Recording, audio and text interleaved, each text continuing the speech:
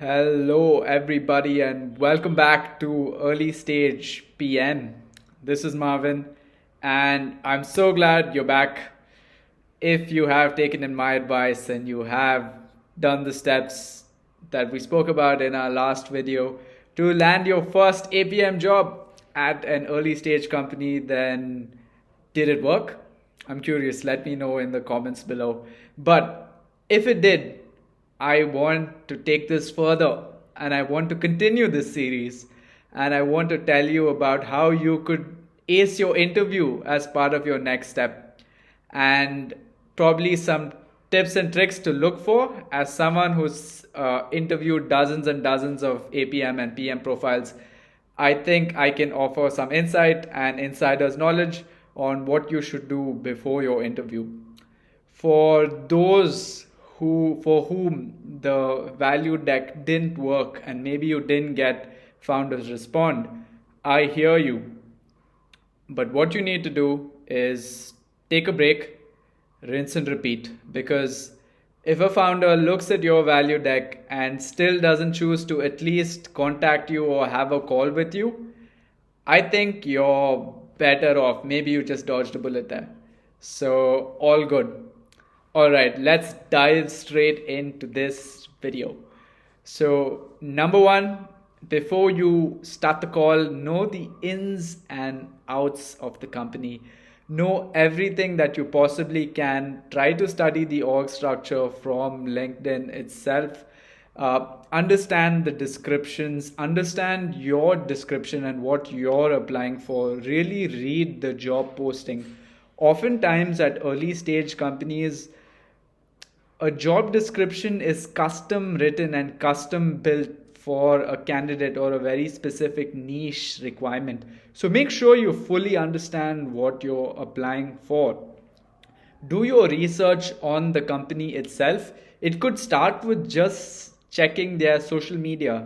Understand what they're up to. Maybe they just celebrated a festival together. So as soon as the call starts, the interval you have where there's a little bit of small talk, at least here in India, that's how most interviews start. That would be the perfect time to flaunt your knowledge of the happenings at the company. And finally, really do your research with the person that you're speaking with. Usually, once you get your interview call or your meet or your Zoom invite, you will have an email address which is associated with a name. Make sure you really know your interviewer, and this could help build a sort of a connection and help them understand that you're really serious about joining this company and you've done your homework. They will really appreciate that. Number two, this is a sort of a callback to the last video. It's about doing your research. It's making sure that you spend time using the application or using their website and really going through it screen by screen. It's the idea of inculcating this feeling of curiosity. And this is something that all product managers need. If you are interested in product management, I feel like more often than not, most product managers are naturally curious people. So this is another skill that will really help you go a long way for the rest of your career. So I would say look at their application, look at it through the lens of a very curious eye. Ask yourself why a button is placed in the position that it's placed, why a screen is taking longer to load. These are the kind of questions that potentially you could ask the person you're speaking with towards the middle or the end of the interview, just because this will again give them or communicate to the interviewer the fact that you're really interested in the company and you have a very curious mindset, something that will benefit them in the short and the long run.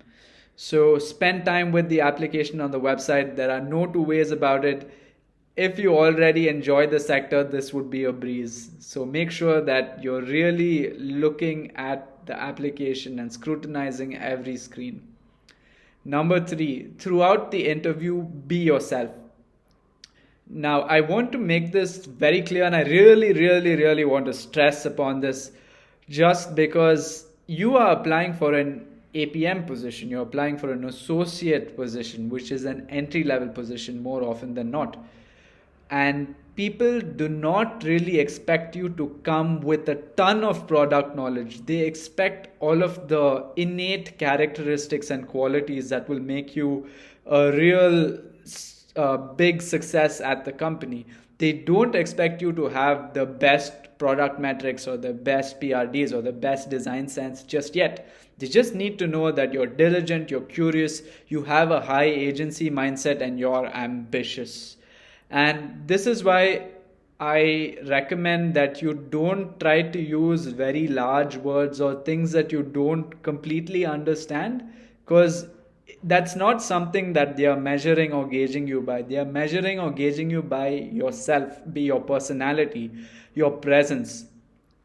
That's one side of the coin. The other side of the coin is a perk at working at an early stage company is you can be yourself. As I said, teams are really small. Teams comprise anywhere between 5 people to maybe 50 people, which means you will know every person in your company by name. And small quirks, habits, interests, hobbies play a big role, because most people are invested in your health and well being and also in your personality. So don't try to hold that back. Of course, be professional. But that being said, being genuine and honest about the kind of person you are will earn you brownie points and not deduct from it. So keep that in mind. And finally, a little bit of a controversial statement, I would say, but all I can say is do not spend too much time on your CV or your resume, because you are using a value deck instead. A value deck is a much stronger communication tool as opposed to a CV that just lists out stuff that you've done.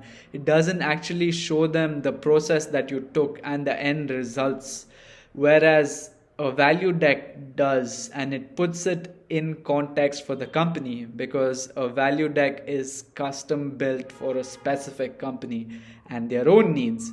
So if you're building a value deck, don't put too much time on your CV. If you're not building a value deck and you came across a posting, a job posting where you can directly apply to the job posting, you can look at maybe adding relevant information to the job post. So let's say that you just graduated engineering and computer science and you worked on a particular UI for your project. You could add that in, but make sure that this is contextualized to the work of a product manager and not something that's randomized and does not really make sense. An exercise I would say is put yourself in the shoes of the interviewer. By now you understand their product, you understand what they're looking for, and see if it makes sense. If it makes sense, add that in, but be cognizant to add this in context with product management. Do not list out generic features, achievements that you've built out. This will really help you nail the game. So those are my quick points. This was a quick one, but I really wanted to take the time out to talk to you about what goes on during the interview and what you should do, what people are looking for in early stage startups most of the time, at least from my experience. So all I can say is nail that interview, go get that bread, and stay frosty.